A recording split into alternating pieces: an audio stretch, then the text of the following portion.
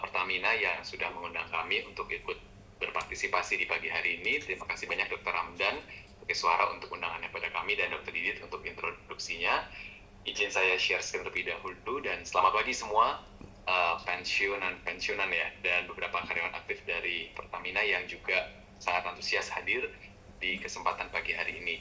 Jadi tadi seperti disampaikan oleh Dr. Ramdan, banyak sekali informasi yang sebetulnya sudah bisa kita akses di dunia maya mengenai bagaimana perkembangan dari Mpox. Tapi tentu karena ada banyak hal, tentu nanti saya akan sampaikan dalam format yang berbeda, tidak format satu arah, jadi formatnya mitos dan fakta. Jadi ada beberapa pernyataan yang saya coba buka, kemudian kita akan bahas apakah hal tersebut benar adanya seiring dengan hal-hal yang memang terjadi sampai saat ini. Jadi disclaimer saya sebelum kita mulai presentasi ini, yang pertama tidak ada konflik of interest, saya tidak mewakili institusi atau tidak mewakili perusahaan tertentu di dalam menyampaikan materi pagi hari ini.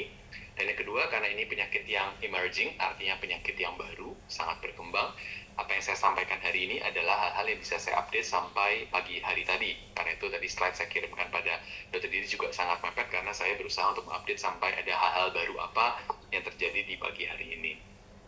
Itu dua disclaimer saya, mudah-mudahan bisa diterima dengan baik. Saya mulai dengan sedikit kilas balik terlebih dahulu.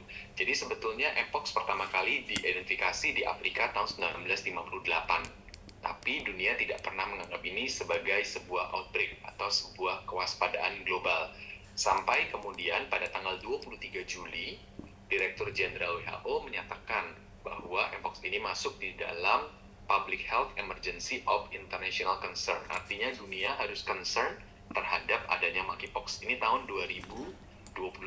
Jadi pertama kali dunia menyatakan bahwa ini adalah wabah kesehatan yang harus menjadi perhatian internasional di 2022.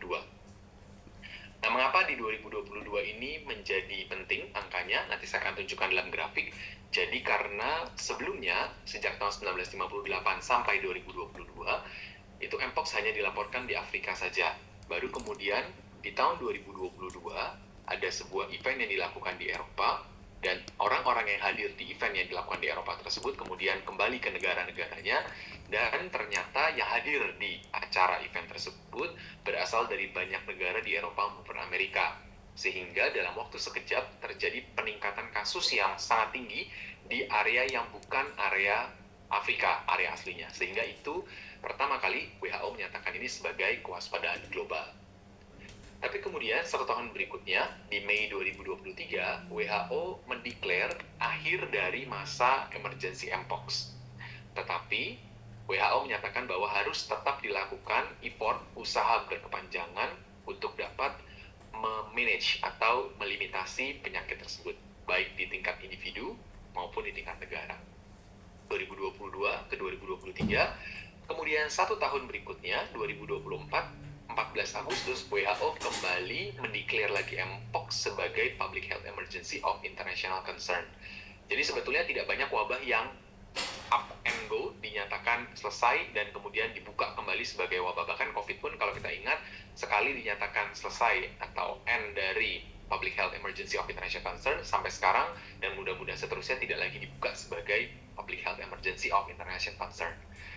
Nah, kita perlu memahami mengapa di tahun Agustus 2024 ini kemudian WHO menyatakan kembali sebagai Public Health Emergency of International Concern.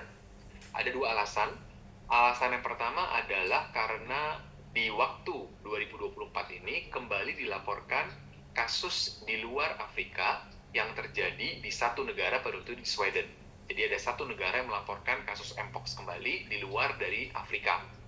Dan yang kedua yang dikhawatirkan adalah karena yang dilaporkan di Sweden tersebut adalah clade 1, bukan clade 2. Jadi clade itu penjelasan umumnya seperti varian. Kalau COVID kita kenal varian Omicron, varian Delta. Kalau Mpox kita sebut dengan clade 1, clade 2. Di bawahnya dia ada clade 2A, 2B, dan sebagainya. Nah, yang dilaporkan ternyata di Sweden itu adalah clade 1. Clade 1 itu adalah clade yang dari dulu memang sudah tinggi kasusnya di Afrika. Sementara clade 2 itu yang banyak mengenai seluruh area di Amerika dan Eropa pada 2022. Jadi ada perbedaan clade dan dilaporkan pertama itu di luar dari Afrika. Sehingga WHO kemudian menyatakan bahwa ini lagi-lagi adalah public health emergency of international concern yang sampai sekarang belum dicabut sejak dirilis 14 Agustus 2024.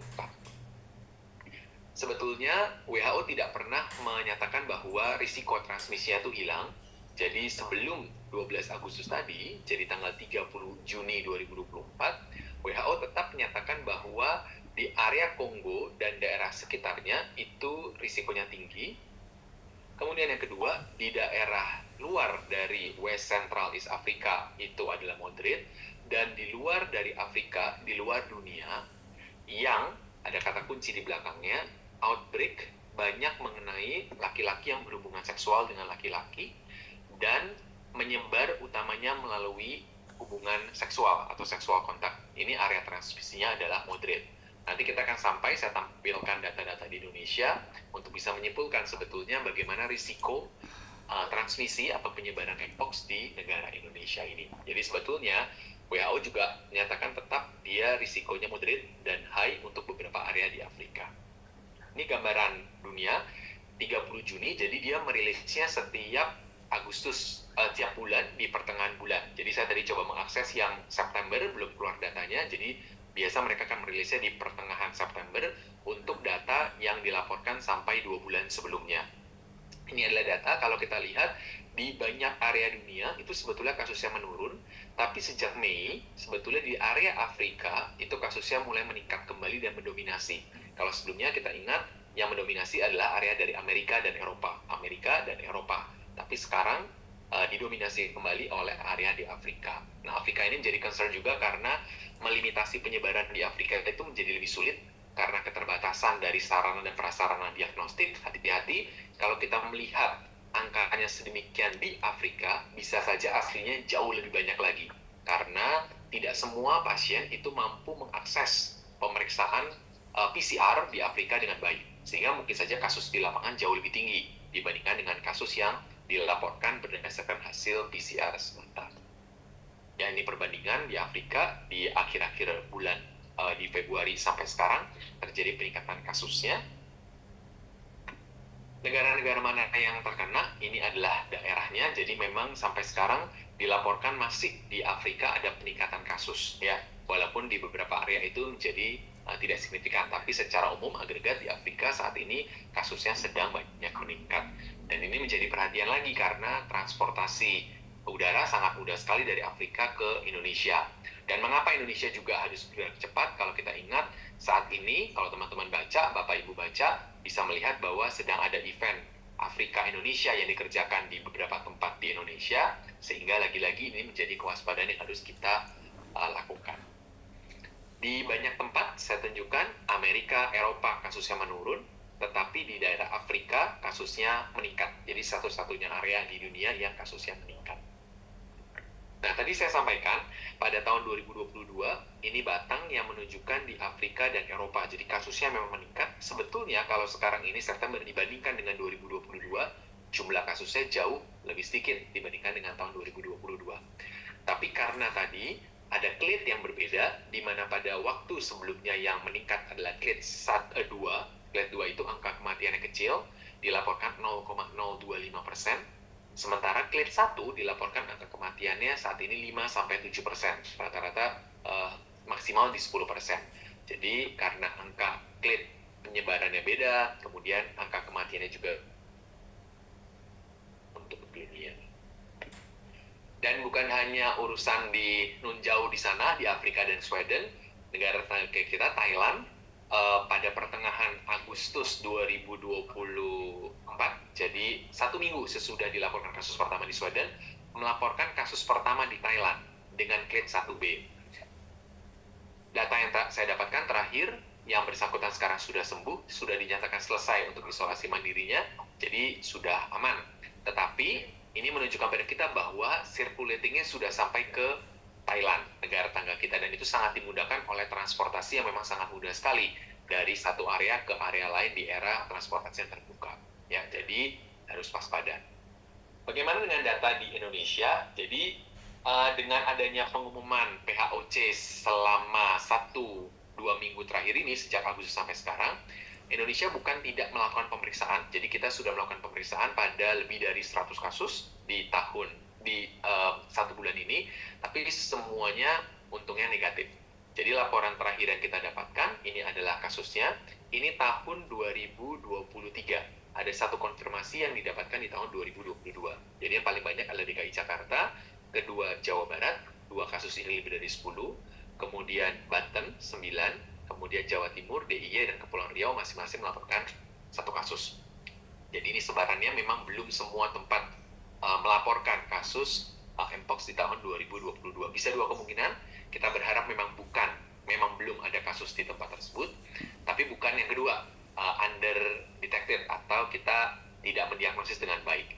Sehingga sebetulnya awareness-nya perlu datang dari 2 pihak, baik dari pasien maupun dari dokternya. Pasien aktif menanyakan pada dokter apakah mungkin saya Mpox, sehingga bisa dilakukan pemeriksaan, bisa dilakukan tata laksana pengobatan untuk pasien dan pencegahan untuk lingkungannya. Ini sebaran kasusnya, jadi kita melaporkan terakhir di bulan 2024, bulan 4, jadi ini masih 84 kasus ya yang dilaporkan. Paling banyak memang kita melaporkan di 2023, dan sebetulnya sekarang ini dalam 2-3 bulan terakhir tidak lagi melaporkan kasus Mpox yang baru. Saya sampaikan mengenai clade tadi, Indonesia juga mampu memeriksa clade. Jadi berterima kasih pada COVID yang membuat PCR itu bisa terjadi di banyak tempat di Indonesia. Juga kita bisa melakukan genome sequencing untuk mengecek genomnya. Dan ini adalah data Indonesia, jadi seluruh datanya adalah clade 2B. Subclade-nya ada beberapa subclade lain, tapi kita berhenti sampai clade 2B saja. Jadi clade 2B ini merupakan clade di Afrika Barat dengan angka kematian yang memang lebih rendah dibandingkan dengan clade 1 yang sekarang ini sedang menjadi perhatian di Afrika maupun di beberapa area di dunia lainnya. Saya mulai dengan yang pertama, tampilan klin cacar monyet serupa dengan cacar air. Ini mungkin pertanyaan umum yang sering saya dapatkan. Bagaimana membedakan cacar monyet dan cacar air supaya kita tidak tersesat di dalam gambarannya. Ini perbandingan tabelnya. Yang pertama, kalau cacar monyet itu biasanya demamnya tidak terlalu tinggi seperti tingginya varicella, dan ruamnya muncul 1-3 hari sesudah mulai demam. Sementara kalau varicella biasanya demam muncul bersama dengan ruamnya. Walaupun kalau kita lihat data di Indonesia nanti ada pasien-pasien yang juga muncul ruam tanpa adanya demam. Sehingga hati-hati, bisa ada demam dan ruam, tapi demamnya biasa tidak setinggi cacar air. Itu kalau membedakan dari demam. Yang kedua, bagaimana membedakan dari tampilan merahnya? Jadi sebetulnya gambarannya mulai dari datar kemerahan, terus bintil berisi air, kemudian di bagian atas ada lengkokan, nanti saya akan tunjukkan gambarnya, baru kemudian dia kering sebagai kropeng. Nah, bedanya adalah kalau cacar air, biasanya karena perubahan penyakitnya cepat, pada satu fase yang sama, itu gambarannya bisa campur. Jadi kita bisa bertemu ada kropeng, kita bisa bertemu ada bintil airnya, jadi campur. Sementara kalau cacar monyet, biasanya Mpox, biasanya akan rapih. Jadi kalau satu fase semua di kulitnya itu gambarannya sama-sama bintil. Berikutnya kita lihat lagi, kita bertemu dengan cacar yang bentuknya air, semuanya cacar air. Kropeng semua. Jadi biasanya lebih areanya relatif sama di semua tempat di tubuh karena perjalanan penyakitnya relatif lambat. Dari satu fase ke fase lain itu butuh waktu 3-4 minggu. Sementara kalau chickenpox atau cacar air dalam 1 minggu biasa sudah sembuh. Jadi perjalanan lebih lambat. Berikutnya distribusinya, kalau cacar air dari kepala, kemudian di tubuh lebih padat, dan tidak ada di telapak kaki dan tangan biasanya. Sementara kalau Mpox, dia mulai dari kepala, wajah lebih padat, yang klasik ya, tetapi bisa muncul juga di telapak tangan dan kaki. Yang lain adalah ruamnya. Kalau Mpox biasa ruamnya nyeri, kemerahannya tuh nyeri. Kalau cacar air, kemerahannya biasanya gatal. Satu lagi, ada kelenjar getah bening yang membesar pada Mpox, tapi kita tidak dapatkan pada cacar air. Ya, jadi dengan berkaca pada hal-hal tersebut, kalau saya biasanya menanyakan dulu seragam atau tidak di semua fase. Berapa lama dia munculnya? Kemudian di tangan, telapak tangan dan kaki ada atau tidak? Ada kelenjar getah bening atau tidak? Ada nyeri pada area yang bintil tersebut atau tidak? Kalau ada, maka saya lebih mengerucutkan ke kemungkinan Mpox berdasarkan gejala. Kita belum bicara faktor risiko ya, nanti saya akan sampai ke pembicaraan faktor risiko, tapi berdasarkan gejala, mungkin itu clue-clue yang bisa kita berikan sehingga kita bisa lebih cepat mengidentifikasi kemungkinan ini cacar monyet atau bukan, mpox atau bukan. Ini gambarannya kalau menyebar ke seluruh tubuh, yang secara klasik bentuknya bintil-bintil dan menyebar pada seluruh tubuh. Jadi biasanya pada wajah, telapak tangan dan kaki, bisa ada di daerah mulut, kemudian ada di daerah kemaluan, dan juga bisa mengena pada konjungtiva dan kornea, selaput mata. Dan biasanya dia butuh waktu 3 minggu sampai semua lukanya menjadi mengering atau bersih. Ini laporan, saya tunjukkan gambarnya, ini pada area wajah, jadi bentuknya seperti ini. Hari ke-11 masih seperti ini, hari ke-21 baru mengecil. Kalau cacaran biasa dalam waktu 10 hari sudah kering ya. Jadi ini gambarannya berupa lenggok yang kemudian bisa terjadi pecah dari cairan bintilnya tersebut ya. Ini yang saya sampaikan tadi, kalau ingat ini mudah-mudahan kita tidak lupa. Jadi bentuknya bintil, kemudian di bagian bintil tersebut bagian tengahnya ada seperti lenggok, ada seperti kawahnya. Nah, itu adalah karakteristik gambaran yang cukup khas untuk gambaran mpox, dan dia bisa juga terjadi pada area ini, area amandel, kemudian ini area lidah ya. Jadi pada beberapa area bisa muncul tampilan seperti ini. Nah, saya tunjukkan gambaran berbeda dengan yang lalu. Kalau di Afrika, jadi gambarannya itu banyak tadi ya, memenuhi daerah wajah dan juga sama ya lenggok. Ini di Afrika tampilannya dan di telapak. Tetapi kalau di 2023 saat outbreak dari yang terakhir, itu bisa hanya searea saja, di tangan saja misalnya, di daerah wajah saja, di daerah kemaluan saja, di daerah sekitar dubur saja, jadi bisa hanya pada area-area tertentu dari tubuh saja. Nah, ini yang membedakan. Intinya, kita harus waspada setiap gambaran yang kita curigai, baik itu menyeluruh di tempat tertentu, seluruh tubuh, atau memang jumlahnya banyak di area-area tertentu. Nah, kita harus waspada dan kita harus mulai membantu untuk mendiagnosis, mencurigakan mpox atau bukan. Sebaran di Jakarta, di Indonesia, bagaimana? Ini data yang saya dapatkan dari Kemkes karena pada banyak kesempatan bekerja sama dengan Kemkes untuk pendekatan mengenai mpox ini. Jadi mayoritas adalah laki-laki, 84 subjek dari 88, 87 ya, ini 2022 yang dilaporkan. Perempuannya hanya 3%, usianya banyak usia reproduktif nih ya, anak-anak itu masih 0. Yang sering ini karena banyak forum pensiunan, jadi mungkin khawatir dengan cucunya kalau kena cacar air gitu ya. Selama ini kita belum pernah menemukan kasus mpox pada usia kurang dari 18 tahun ya. Kemudian tadi kalau saya sampaikan pada waktu declare dari WHO, jadi memang banyak risikonya adalah kelompok yang berhubungan laki-laki berhubungan seksual dengan laki-laki. Jadi memang mayoritas kasus itu LSL, laki dengan laki-laki, biseksual di 22 kasus, dan heteroseksual di 13 kasus. Jadi belum tentu memang penularannya lewat hubungan seksual yang laki-laki dengan laki-laki, tapi bisa juga ditemukan pada kelompok heteroseksual. Pada 60 kasus, 60-80, jadi kurang lebih 75% kasus bersamaan dengan infeksi HIV, dan ada banyak infeksi menular seksual lainnya yang terjadi bersamaan ya, karena tadi pendekatannya penularannya bisa melalui kontak yang terjadi selama hubungan seksual. Jadi penularannya itu melalui kontak erat dan melalui droplet. Dan kalau kita tahu kan, kalau saat hubungan seksual pasti terjadi kontak erat ya. Jadi bukan hubungan seksual yang menularkan sebetulnya, tapi kontak erat yang terjadi selama hubungan seksual tersebut. Ya, 90% melalui kontak seksual. Kemudian masa inkubasi artinya dari pertama kali kontak dengan orang yang mpox positif sampai dia terinfeksi atau menunjukkan sakit dari mpox.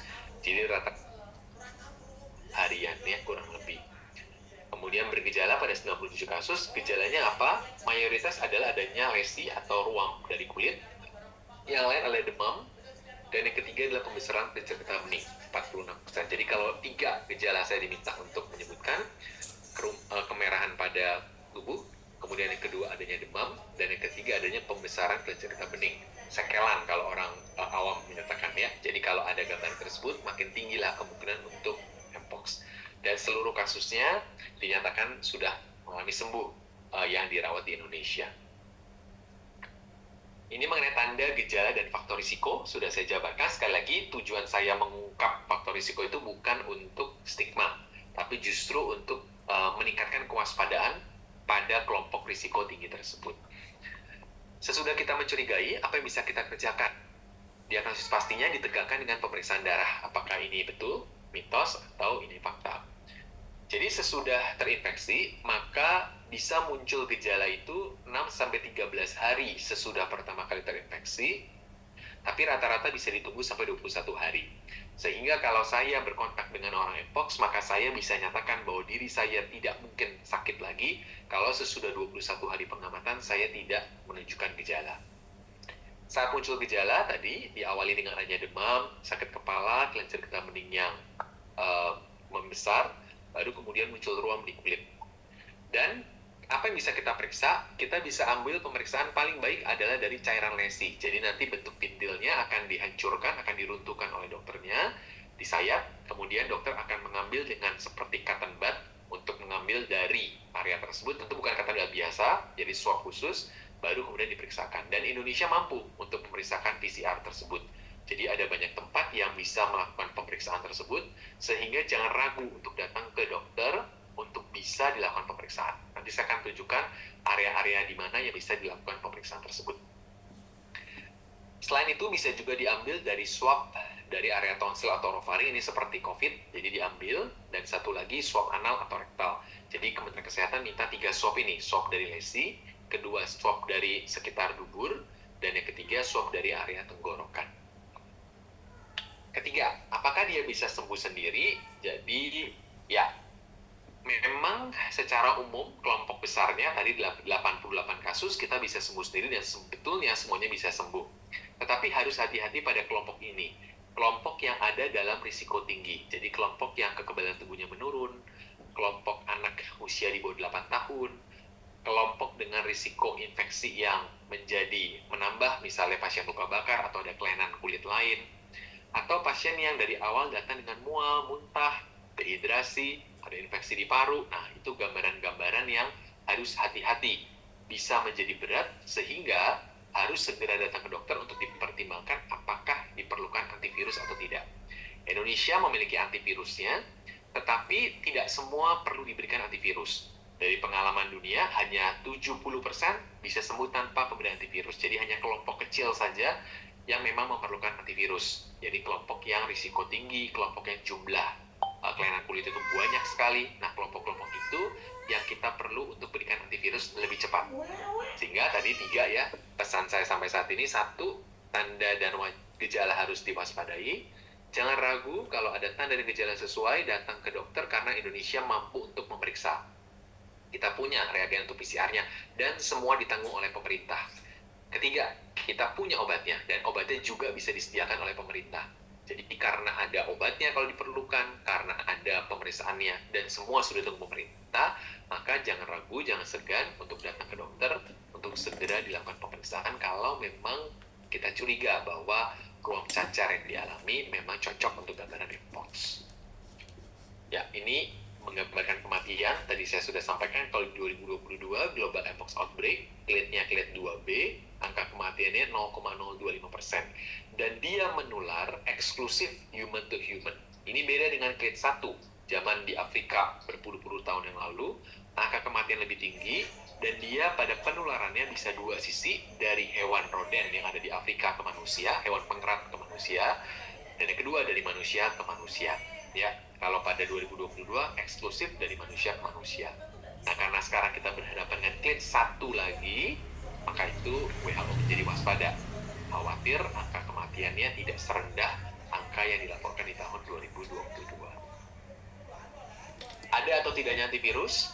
Ada obat lain yang tetap bisa kita lakukan, meringankan keluhan, mempercepat penyembuhan lesi, jangan sampai nanti terinfeksi, mencegah demam, mengurangi dehidrasi, mengurangi nyeri, mencegah timbul jaringan parut. Beberapa kasus yang kami tangani sekarang ini setelah sembuh bisa bersih seperti sedia kala.